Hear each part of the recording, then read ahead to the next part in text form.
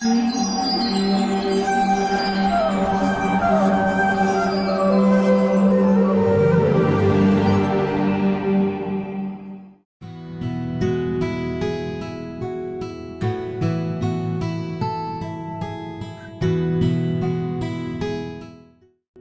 name is Sabhapati.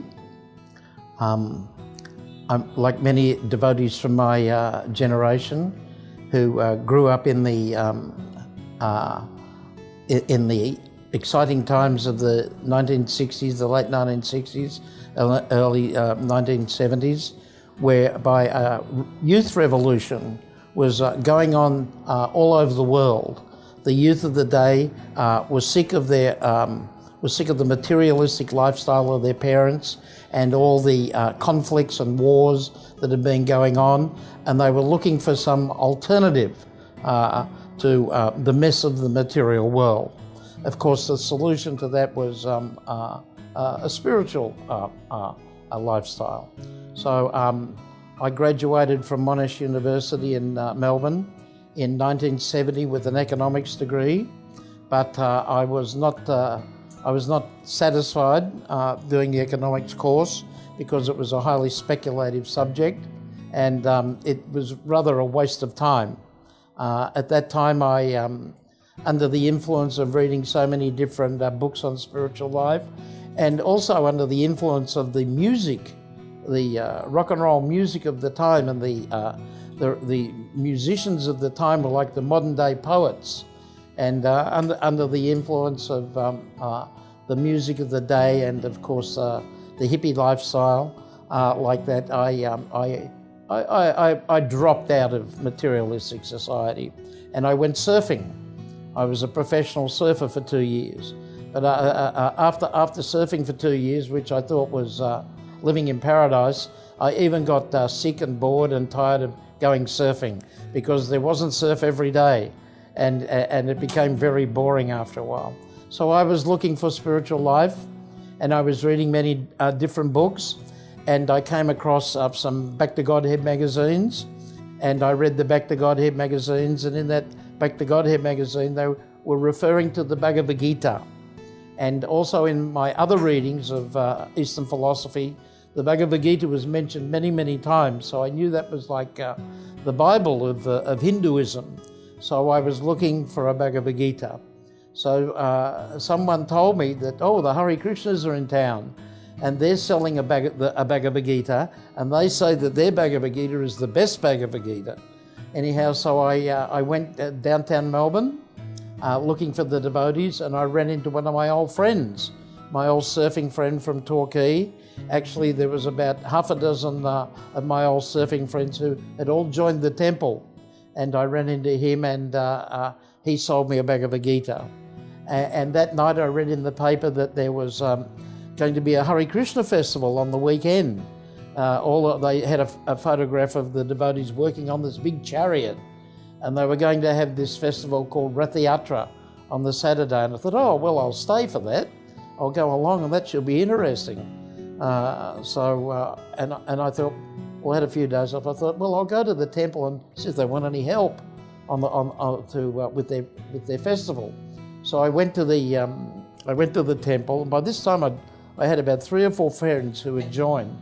Anyhow, they weren't there at that time. They were all out working for the festival, and they invited me in, and I had prasadam, and I went to Aarti, and then the next morning they invited me to come to Mangalati. So I went to Mangalati, and Madhavisa Maharaj at the time, he was leading kirtan, and of course his kirtans were of another world.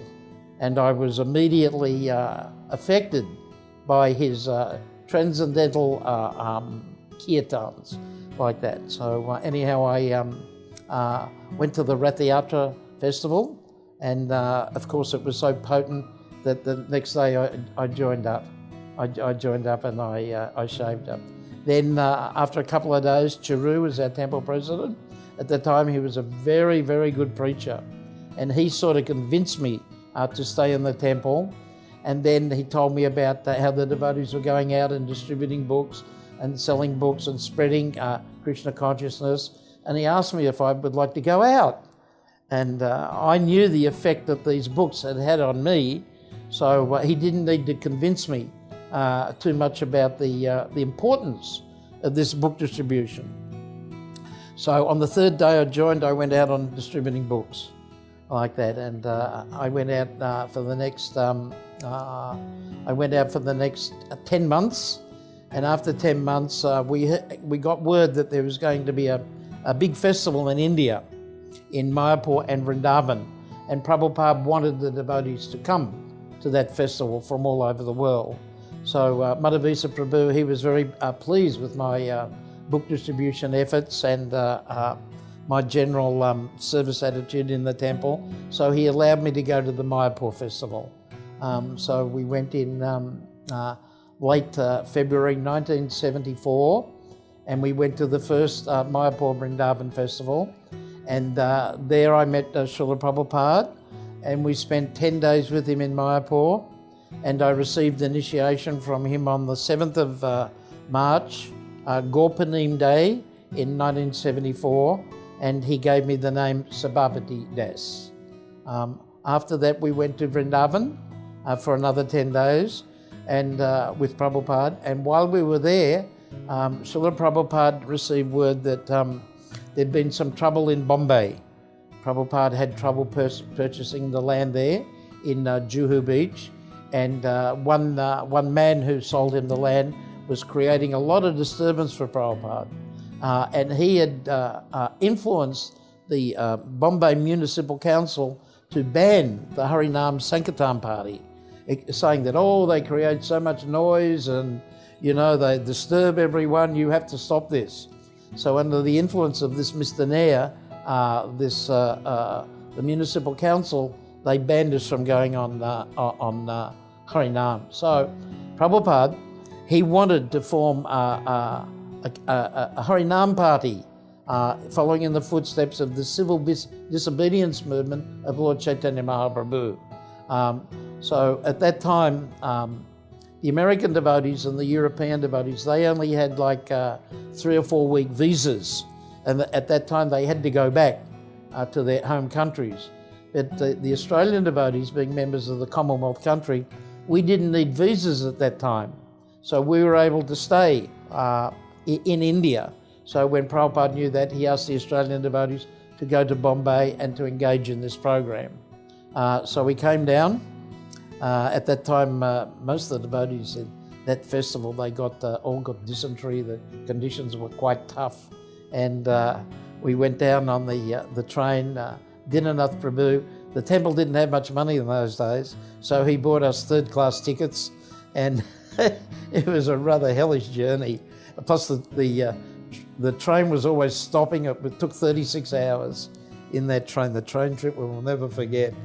So we arrived down in Bombay, and we went to the Juhu land, and there was one building, one go down. Prabhupada was living up in his quarters in one building. We weren't allowed to take hold of those buildings. The tenants, they had the right to stay in there. So Prabhupada, we had one room on one of the tops of one of the buildings. And all the devotees, we lived in this big go down. And in this big go down, there was only half the roof. So like all the temple presidents and sannyasis and all the big shots, they got the roof.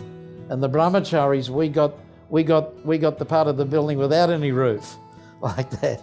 And to taking bath, we had a 44-gallon drum full of water, and we just bucketed over ourselves like that. So it was pretty simple living conditions. So the next day, we went out on Harinam, and we went out with great kirtan leaders such as Achyutananda Maharaj at the time, Vishnujan Swami, who Prabhupada called the King of Kirtan, Dinanath Prabhu, and another devotee named Jai Satchananda Prabhu.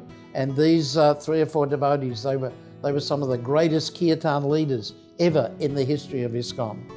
So we were so fortunate to go on Harinam with these wonderful kirtan leaders. We went to Villapale and we went to Santa Cruz, and we chanted, and we went there for a couple of days. And after a couple of days, the court case was held, and the magistrate, he thought that the whole thing was absurd, and therefore he immediately dismissed the order, and immediately Srila Prabhupada won the court case, and we defeated Mr. Nair. But what had happened, Srila Prabhupada thought that we were going to be in for a long battle. So he wanted that we have, he asked that we have a 2-week Pandel program, and that had already been organised. So Prabhupada wanted us to stay for the 2 weeks of the Pandel program. So we spent that time there. So at the time we felt we were very, very fortunate. Srila Prabhupada personally went down to fight Mr. Nair. He was the Mahasanapati of Lord Chaitanya's Sankirtan movement, and we were very fortunate that we were the frontline infantrymen that went out onto the battlefield and fought for the Sankirtan movement of Lord Sri Chaitanya Mahaprabhu. So we felt as though we were directly being controlled and by Srila Prabhupada. So it was a very intimate thing, you know. And then some of the in the morning, Prabhupada would come down and he would go on morning walks along Juhu Beach, and I was fortunate enough to go on 3 or 4 of those morning walks with the when Prabhupada had the famous conversations with Dr. Patel. So I was present for those, and then Prabhupada would come back. He would greet the deities, and we would have Guru Puja every morning. Then in the evening, actually, not many people came to the Pandel program. Not many people at all, probably 10 or 15. So Prabhupada would not talk for very long, and then we would have Aarti in front of the deities. Actually, in those days, the deities were in a shed. They were just in this simple shed, and it had a small mandap in front of it with a roof over it, and it was very, very small. And Lokanath Brahmachari was the head pujari at the time, and each evening we'd have an ecstatic kirtan. Usually Achyutananda would lead, and we would you can see there's video footage of it by Yadabha Prabhu, and you can see us all singing and dancing in front of Prabhupada, and Prabhupada he was playing the gong like that. So again, that was a very intimate sort of time. There was probably only 20 of us there, you know. And then at the end of the Aarti, they used to bring out a big plate with a mountain full of halva, like that, and Prabhupada would distribute. And at that time, the whole lot of little street urchins in the local area, they would come, probably about 20 of them, right? And Prabhupada would serve them halva every night, like that. And then after serving them, and if the very few guests that were there, Prabhupada would serve us brahmacharis, right? And he knew that we were pretty hungry, so he'd get a big handful of halva, like that, right? And he'd come and he'd actually wipe it onto our hands, right? Touching us and wiping the halva onto our hands, you know. So that was pretty far out too, you know. It was really getting the mercy of Srila Prabhupada. So then after that, finally we left Bombay and we went back to Australia. When actually it's not very nice. When in Mayapur we all got dysentery. Every single devotee got dysentery, right? What the so-called prasadam we're having was so terrible. It was really bad. It tastes like, I don't know who was cooking whatever. They were cooking in some oil, and every devotee got sick, right? And one morning, they were so sick. One morning, we stayed on the balcony. You know, there was no quarters for us. We stayed on the balcony. We took bath out in the paddock. It was pretty rough conditions. And one morning, Prabhupada came out and he walked around the balcony, right?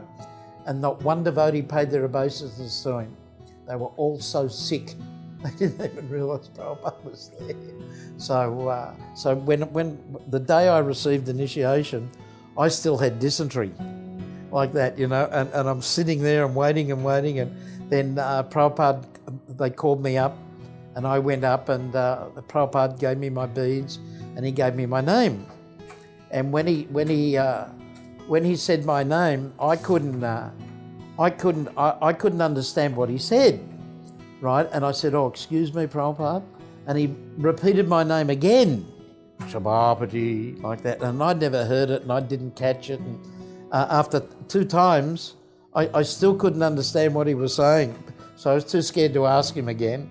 But later on I went and I asked the Chudinanda, who put all the names in Prabhupada's book, and asked him what my name was, like that. So yeah, and then straight after I got my beads and my name, I had to run out, go to the toilet, right? So it wasn't very pleasant, but still it was ecstasy, you know. So, and then what happened after we went back to Australia, it was my, actually I was the only devotee that had a university degree, and Madhavisa thought I might have been a bit smart, but he was wrong. I wasn't very smart, right? But he got me to arrange all of Prabhupada's preaching programs, and at that time Prabhupada had just been to Europe, and his method of preaching had changed a bit. When he was in Europe and in France, they were starting to invite VIPs, you know, bishops and professors and mayors and politicians like that, like big important people.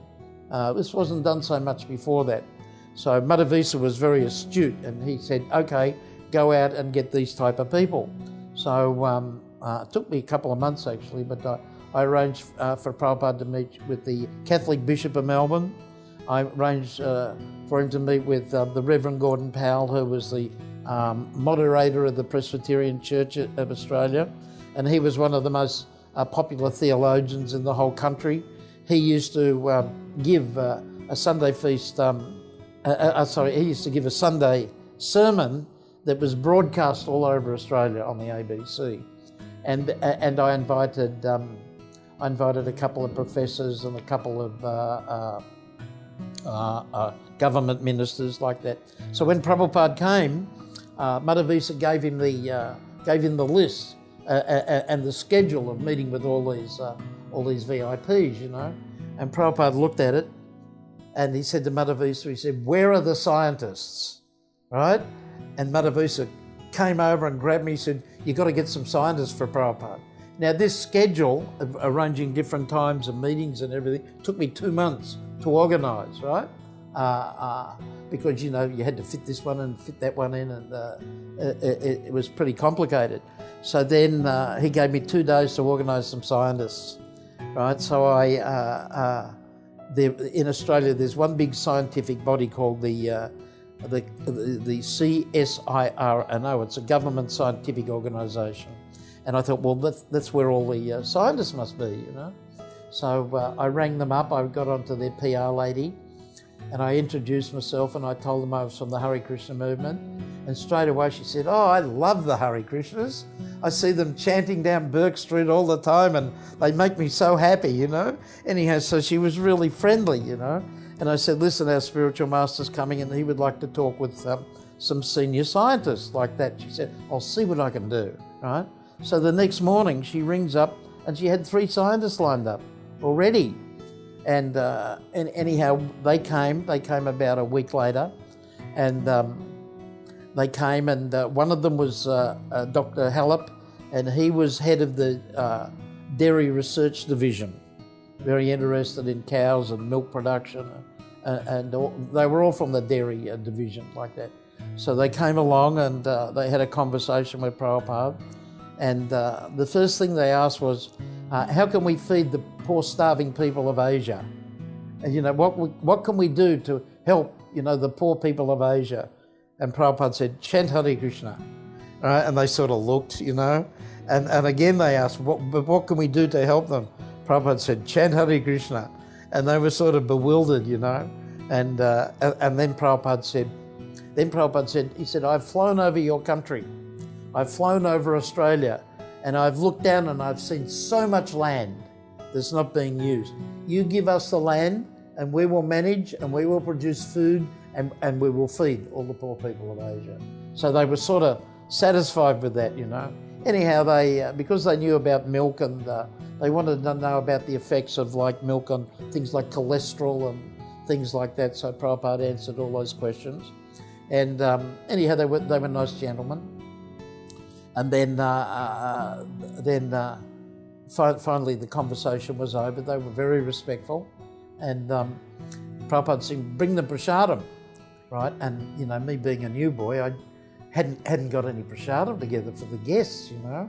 So I went out and Deepak had made some gulab jamuns, right, for Prabhupada. So I went out and I got the gulab jamuns and I brought them back. And we're giving these guys gulab jamuns, you know, they're dripping everywhere, you know, in their hand. So one of them, he pulls out his hanky and he's wrapping up the gulab. And Prabhupada said, what are you doing? He said, I'm going to take it home and have it with my whiskey tonight, right? And they sort of laughed. Prabhupada laughed, you know, the guy laughed, you know, Prabhupada laughed like that. And then Prabhupada said, no, eat it now. So, you know, eat it, no, have it now. So they're all eating this gulab. Oh, yeah. I was so embarrassed, you know. So then they went outside and I was curious. I wanted to know why they came to see Prabhupada, you know, at such short notice. And I asked them, I said, why did you come? What was the interest that you had in seeing Srila Prabhupada? And one of them said, oh, my daughter, she got this book off a Hare Krishna on the street called the Srimad Bhagavatam, like that. And she read it and she said, oh, what a wonderful book. And she gave it to me. And he said, I read it and I thought it was amazing, right? And he gave it to this other man he gave it to him to read, like that. So they read the Bhagavatam. So then I went back and I told Prabhupada, I said, Srila Prabhupada, these men, they have read the Srimad Bhagavatam. And Prabhupada said, oh, therefore they are gentlemen. There were some priests, some seminarian priests from the Franciscan friary, St. Pascal's, Franciscan seminary college. And they came to the temple once, right? And they wanted to sort of like get a bit of an understanding of Krishna consciousness, right? So Prabhupada was coming and we said, oh, listen, our spiritual master's coming. Would you like us to make some program with all the students? So they rang back and they invited us to go to the seminary college. And so when Prabhupada came, we went there to St. Pascal's in Melbourne. There was about 100 priests, trainee priests, and sitting up the back were all the old priests, right? Smoking cigarettes and sitting there. Anyhow, Prabhupada came. This is on Yadabar's footage. William Kerr shot 16mm film of this program. It's like brilliant, you know. It's shot in film, so it's on film. So Prabhupada arrived and we had kirtan and all the priests were sitting there. And Prabhupada gave a lecture, and he gave a lecture on love of God, how to love God, right? And actually, it's my favourite lecture. It's quite amazing, like that. So then, because the priests could relate it to it, and then at the end of the class, they asked a couple of questions, and then one of the students got up and they said, "Oh, what do you think of St. Francis?" St. Francis was their patron saint, like that, and they said, St. Francis, he saw brother dog, sister moon, you know, he saw all living entities as equal, like that. So then Prabhupada said, at that point it was sort of like rather tense. What was Prabhupada going to say about their patron saint? You know, this was like really putting Prabhupada on the spot, you know. So then Prabhupada sort of lowered his head and he said, you know, he saw all living entities as equal, like that. And he said, he is topmost God-conscious man. Right? And when he said that, all the priests, Prabhupada just slayed them. You know, they were in total ecstasy. You know, it was like the perfect answer. You know, they'd never heard anything like that before. So then we had the kirtan, Madhavisa led a kirtan, and the priests were getting up and clapping and dancing. And actually, about half a dozen were crying, like that. They were so affected by Prabhupada's lecture, like that. So what happened that night? That's when the Bishop Kelly, the Catholic Bishop of Melbourne, he came to see Prabhupada. Prabhupada was staying in Ugrashrava's house. We only had a very small temple at that time. So he was good enough to come and visit Prabhupada in the house. And he came at about 6 o'clock. And we opened the door and it was Friday afternoon, and most of the priests on Friday afternoon start drinking, right? So he opened the door and he just stank of whiskey, like that, and Prabhupada picked up on it, like that. So anyhow, they invited him in, they shook hands, and they came in and he sat down, and they spoke for some time. The guy asked some pretty good questions, even though he was drunk, and Prabhupada could see it. So then Prabhupada, he said, oh, today I met with the students from St. Pascal's. Would you like to hear the conversation, right? So Prabhupada just played the tape. And the priest, the bishop sitting there, he's sort of nodding off. And then, anyhow, it was all over.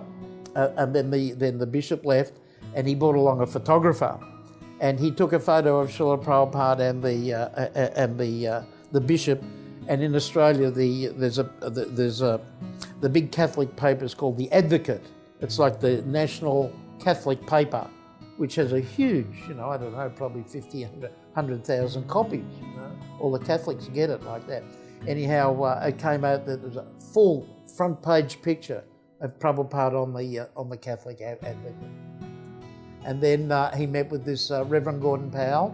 I couldn't stay for that one. I had to go. Rath Yatra was the next day, and I had to go and do something for Rath Yatra. And so I missed the conversation with the Reverend Gordon Powell, but Setsarup Maharaj sat in on it, and he said it was very good. It's on tape, you can get it and listen to it.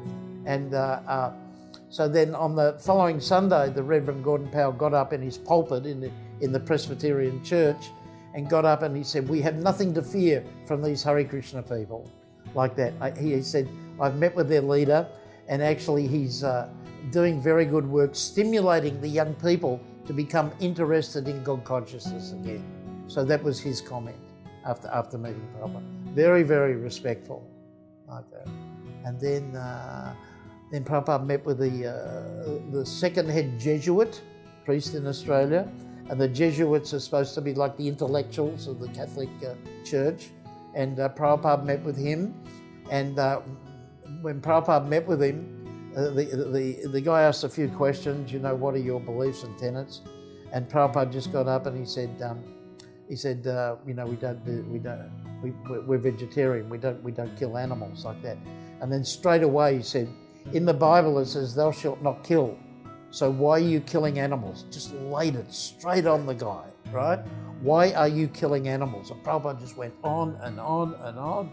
And after about 5 minutes, the priest, he had enough, and he said, can we talk about something else? Can we talk about other spiritual matters? And Prabhupada said, until you stop eating meat, you will never understand anything spiritual.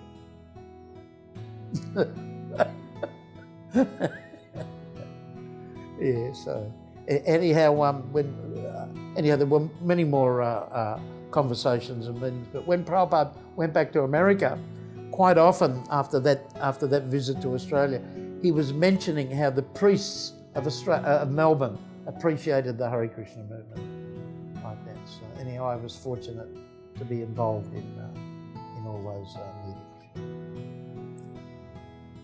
My parents and my whole family, uncles and aunties, what did you join the Hare Krishna movement for?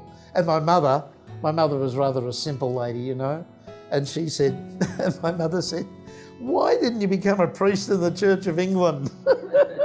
That was her only comment. And I could never talk to him or preach to him. I didn't upset, I would have upset them. My father was like a redneck, and if I would have started anything, he just would have come straight back at me. So I didn't have much to do with my parents after I joined for virtually 10 years. But when I finally got married, then it's sort of like, they became favourable again, And I had my parents, two of their families, their friends, their sons both joined the Hare Krishna movement. So my father was really upset because, like, his best friends' sons had already also joined. It was Pratapana. Pratapana was one of them, and But his father came up to me on the street and wanted to know, why did Peter join? But in Australia, the Hare Krishna was just so foreign to. In those days, Australians were mainly all Christians, you know, and even if they weren't good Christians, they were still sort of inimical to any other type of religion. So, yeah, the Hare Krishnas were like a real shock to the Australian system. Although people thought we were very colourful, that we were happy, they loved seeing the kirtans on the streets and that, you know, so they didn't sort of persecute us, you know. No. The most on quite a few of the when I took the VIPs into see Prabhupada, I used to, Satsarut Maharaj used to come in quite often, but sometimes he would leave, and I would be just with Prabhupada and the guest, like that. And there was one time a reporter came, a newspaper reporter came, and he was asking Prabhupada questions, very nice questions, and Prabhupada was answering, but the guy couldn't understand Prabhupada's accent, like that, and he's going, excuse me. So then Prabhupada, he was looking at me and preaching to me, and I had to translate to talk to the reporter, like that. So we went out, and this guy was from the Age newspaper, and we went out. Then he asked me why I joined, you know, and he asked me I went to a sort of prestigious school, and I went to university, and I told him all that. Then I joined the Hare Krishna movement. So the next day the article came out, right, and the first part of it was quite a big article on the second page of the Age, about a quarter of the page. It's quite a big paper. It was quite a big article. And anyhow, the first part of the article was all about me, why I joined. I was so embarrassed, you know. And then he started talking about Prabhupada, right? So we got the article, we cut it out, we took it to Prabhupada and we showed him, right? And he asked us to get 12 copies of that article and give to Satsarut, and he asked Satsarut Maharaj to send to 12 of the big life members in India to show them how, you know, in the West they are accepting this Hare Krishna movement. Because I was fortunate enough to have some intimate association, the quality that impressed me most was his humility, right? Especially when I took those people into the room, you know, they were from all different walks of life and all different stations like that. But Prabhupada was so humble with them, you know, and that really impressed me. You know, they come in and he'd be sitting there and he'd be just very kind and gentle towards them. And one has to be very, very humble to sort of like deal with these sort of people. We had some rascals come, you know, we had a minister of social welfare, and he wasn't such a rascal, but when he came with this rather glamorous secretary, right, and it's pretty easy to see what was going on between them, right? And Prabhupada picked up on him, and he said, why are you people so happy? I see you singing and dancing in the streets, and you're all so happy, and I believe you don't take drugs, you know? And, you know, we have a very big drug problem in society here in Australia. You know, what's your solution? So Prabhupada told him the 4 regulated principles and chant Hare Krishna. So Prabhupada got on his case about illicit sex, right? And straight away, right, this guy got so embarrassed, right? Because Prabhupada pegged him, you know. He got so embarrassed, and just after a couple of minutes, he looked at his watch. He said, "Oh, listen, we have another appointment now, and we thank you very much, and we have to go." The guy eventually fled. And there was another guy came in. He was from the department of. He was another government minister. No, he wasn't a government minister. He was head of a government department, and he came along, and same thing. He was asking, you know, why the Hare Krishnas are so happy like that. Prabhupada told him the 4 regulated principles, no illicit sex. And this man said, I couldn't join that. He said, I like my sex. Me and my wife, we like having sex, right? And Prabhupada just hammered him. So, but Prabhupada was, he was so humble. Another time where he showed that humility was that we just bought this old building. We made a new temple, and upstairs we decorated a big room for him, Prabhupada's room. It had a room, had a bedroom for him, and a bath and shower. And Madhavisa and Balaram, they made really nice preparations for Prabhupada. So when Prabhupada walked up the stairs, it had red carpet like that, and it was immaculate, you know. Prabhupada walked up there, and he walked into this room, quite a big room. it's quite a big room. It's virtually like a hall that could fit 100 people, you know. So Prabhupada walked in and he looked around, and it was like very nicely decorated and nice furniture like this, like that, and a place where he sat, a desk and a chaise lounge that's like it's like a lounge, a lounge chair that you sort of lie down in like that, right? Prabhupada looked around and he turned around and in all humility said, like a little child, he said, "This is for me?" He was so surprised, you know, that the devotees had done all this service and all this work for his pleasure, like that. He wasn't expecting anything like that. And he said, like virtually in a childish voice, he said, "This is for me?" And that's actually the thing that made me get that opinion of his humility. That very first trip, that very first program I organised in Melbourne, I think I organised something like 15 guests to come and see Prabhupada. So there's many stories there. And again, this coming down to Bombay with Prabhupada for those 3 weeks. And all that was in like a period of 6 months. So it was like the best year of my life. I spent so much time with Prabhupada.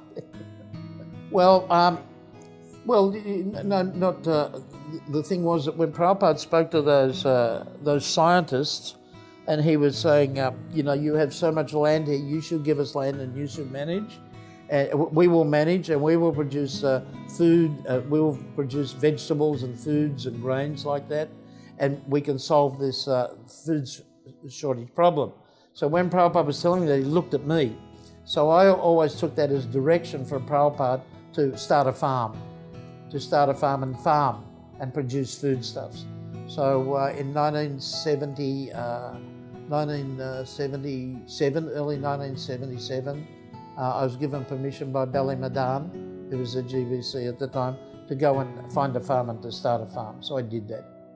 I found this place, 800 acres in a beautiful tropical valley, and it's now called New Govardhan. So that gave me inspiration to. I took that as Prabhupada's direction for my service. No, I'm trying to manage myself at the moment. No, I'm nearly 70 and I got sort of bad health problems and that, so I'm retired. I just chant and go to the temple and take it. Actually, now and again I go to Indonesia and I preach in Indonesia. Yeah, so, but I'm not, anyhow, I'm not very, don't worry about it. Yeah. Yeah, that's all right, yeah. No, I after I left the farm, I ran a restaurant for 10 years, like that, and I've always sort of travelled and preached. I had a bus, I travelled on the bus for 18 months, and from the bus we started the farm, like that, so I've got a few. I never stayed in one temple for too long. Maybe go down for a while, but yeah, I did book distribution, organised Prabhupada's programs, organised Rath Yatras. I did the bus program, and then we got the farm. I started the farm, I built the temple there, I started the Gurukul. And then after that, later on, I went up to another area and started two restaurants, two vegetarian restaurants, and then I had sort of pretty heavy medical problems in the stomach.